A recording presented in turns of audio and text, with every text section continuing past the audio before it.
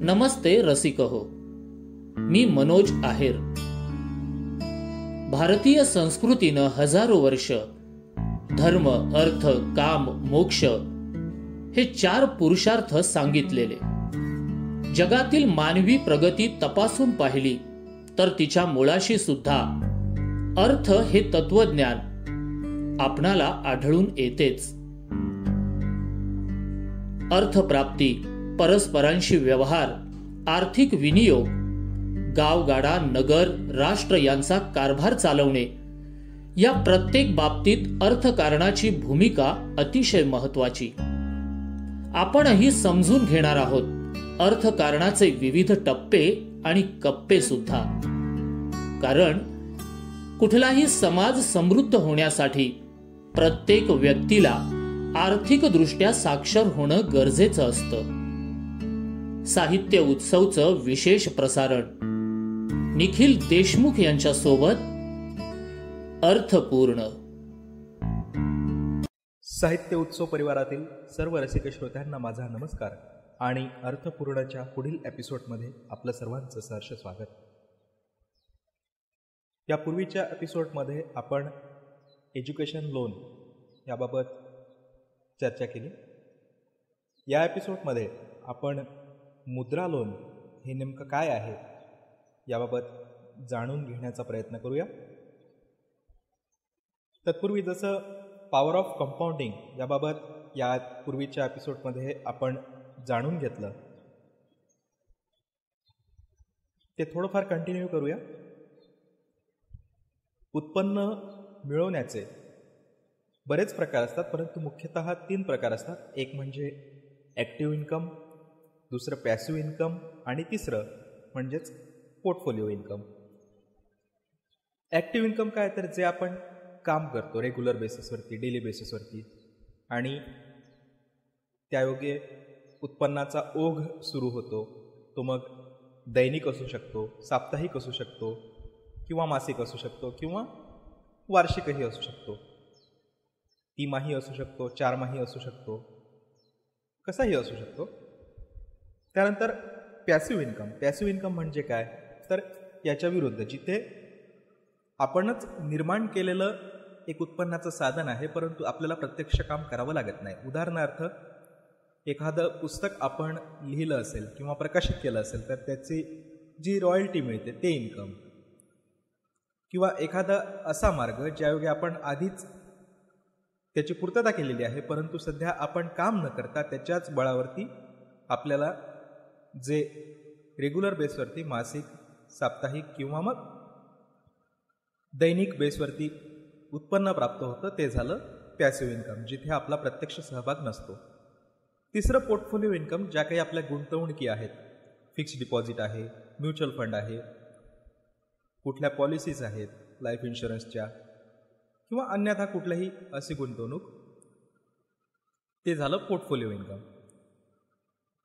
हे 3 प्रकारचे मुख्यतः इन्कमचे स्रोत असतात, आणि या स्रोतांमधून येणारं इन्कम पॉवर ऑफ कंपाऊंडिंगच्या आधारे कसं वाढतं याचा प्रत्यय आपण यापूर्वीच्या एपिसोडमध्ये घेतलेलाच आहे.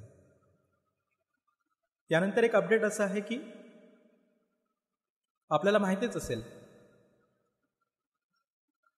पाणी पुरवठा bill, electricity bill, telephone bill, mobile bill इत्यादींचे, किंवा या व्यतिरिक्त आणखी कुठले सबस्क्रिप्शन्स असतील इत्यादींचे ऑटो डेबिट आपण क्रेडिट कार्ड्स किंवा काही अंशी UPI ॲपने सुद्धा ऑटो डेबिट लावण्याचा पर्याय हा दिला गेला होता मागील काही दिवसांपूर्वी. तर त्या माध्यमातून जर ऑटो डेबिट हे लावले गेले असतील तर ते दिनांक 1 ऑक्टोबर 2021 पासून बंद होणार आहेत. फक्त रिकरिंग ऑटो डेबिट हेच यानंतर चालू राहतील. त्याकरिता 2 पर्याय बँकांनी दिलेले आहेत. एक म्हणजे जर रक्कम ही 5,000पेक्षा कमी असेल तर आपल्याला एक नोटिफिकेशन येईल, SMS किंवा ईमेल, आणि त्या माध्यमातून ते अप्रूव्ह करावं लागेल. आणि दुसरं, जर रक्कम ही 5,000च्या वर असेल तर 2 फॅक्टर व्हेरिफिकेशन होणार आहे. त्यामध्ये मग एक OTP येईल आणि त्याच्या माध्यमातून ते पेमेंट अप्रूव्ह करावं लागेल. काही काही बँकांनी हे त्यांच्या ॲपवरती सुद्धा याचं रजिस्ट्रेशन आणि ते कसं करावं याबाबत मेनूज दिलेले आहेत. प्रत्येक बँक याबाबत वेगवेगळं धोरण वापरू शकतं. त्यानुसार आपलं काही ऑटो डेबिट असेल ज्याचं मॅन्डेट आपण क्रेडिट कार्डच्या किंवा UPI ॲपच्या माध्यमातून दिलं असेल तर 1 ऑक्टोबरपासनं हे आपण केलेल्या सूचनेविना अप्रूव्ह होणार नाही. हे 1 एप्रिलपासून हे 1 एप्रिलपासनं प्रत्यक्षात यावं असं RBIचं धोरण यापूर्वी होतं. बऱ्याच तक्रारी या संदर्भात RBIकडे गेलेल्या होत्या. त्या म्हणजे की ऑटो डेबिट लावलं आहे आणि काही सबस्क्रिप्शन्स आहेत ते कॅन्सल केल्यानंतर सुद्धा ऑटो डेबिट हे हिट व्हायचं. असं व्हायचं की ऑटो डेबिट ज्या कुठल्या सबस्क्रिप्शनकरिता घेतलेलं आहे ते कॅन्सल करण्याकरिता कस्टमरकडे बँकांना रिक्वेस्ट करावी की ऑटो डेबिट जिथनं घेतलेलं आहे तिथे रिक्वेस्ट करावी. या संदर्भात भ्रम होता. काही काही तक्रारी अशा पण आल्या होत्या की बँकांना रिक्वेस्ट केली तर बँका सांगत होत्या की ऑटो डेबिट आम्ही कॅन्सल करू शकत नाही आणि जिथनं सबस्क्रिप्शन घेतलेलं आहे ते सांगत होते की हे बँकांनी कॅन्सल करावं. तर या सर्व तक्रारींचा विचार करून ऑटो डेबिट हे मॅन्युअल करण्याचा निर्णय हा RBIने घेतलेला आहे आणि 1 ऑक्टोबर 2021 पासून रिकरिंग ऑटो डेबिट हे सुरू राहणार आहे. ते पूर्णतः ग्राहकाच्या ताब्यात असणार आहे. ग्राहक ज्यानुसार आता मॅन्डेट देईल त्यानुसार ते होईल. अजून पूर्णतः याची माहिती आलेली नाही आहे की प्रत्येक बँक हे कसं करणार आणि हे कसं होणार. याबाबत जशी माहिती येईल तशीच आपल्याला अपडेट नक्कीच याबाबत दिल्या जातील.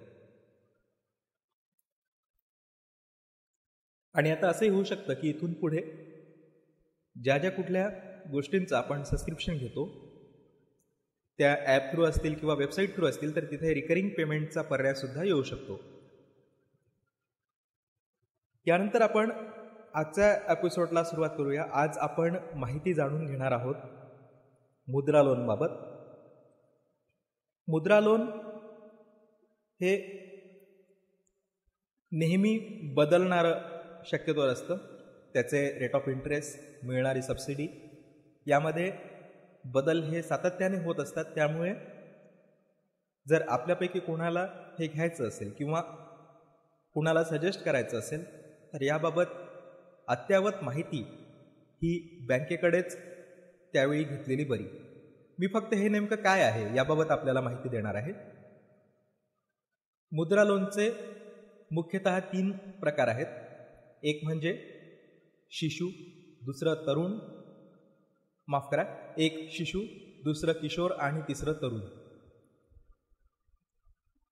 शिशुमध्ये ₹50,000पर्यंतचे मुद्रा लोन हे मिळू शकतात.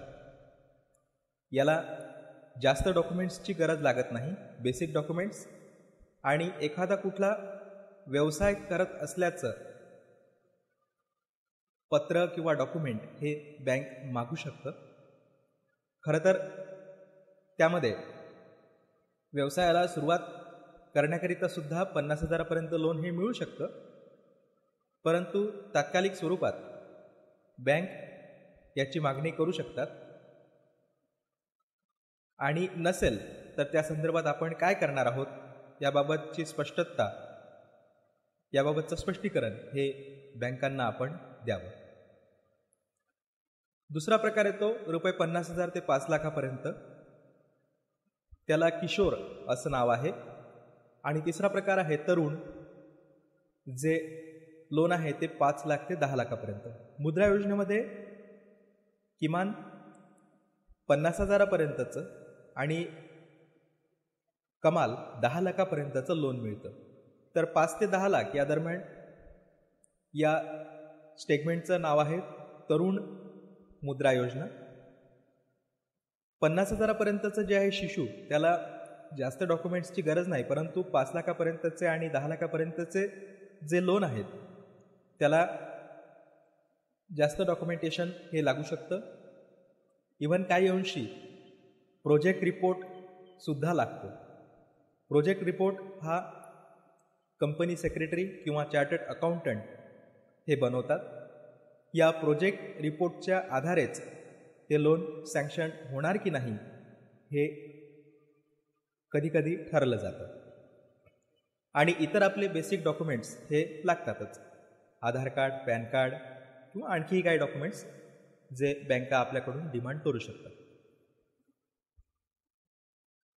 मुद्रा लोन याचा वापर करून नवीन बिझनेस हा स्थापन केला जाऊ शकतो किंवा एक्झिस्टिंग बिझनेस जर कुठला असेल तर तो वाढवण्याकरिता सुद्धा मुद्रा लोन हे घेतलं जाऊ शकतं.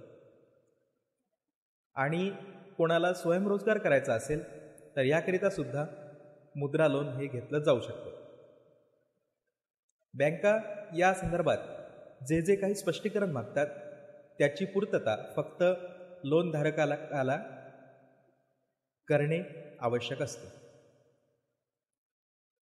या लोनला कुठल्याही प्रकारचं कोलॅटरल हे लागत नाही. कोलॅटरल हे काय आहे हे यापूर्वीच्या भागात आपण डिस्कस केलेलं आहे.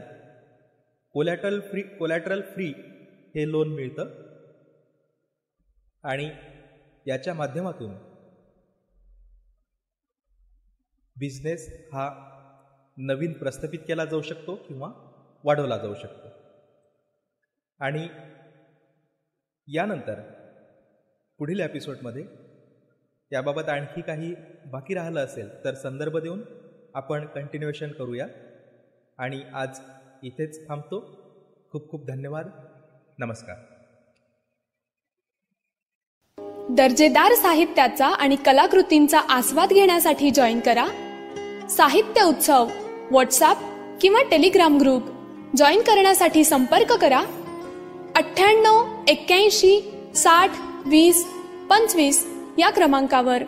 संपर्क क्रमांक पुन्हा एकदा 9881 60 2025.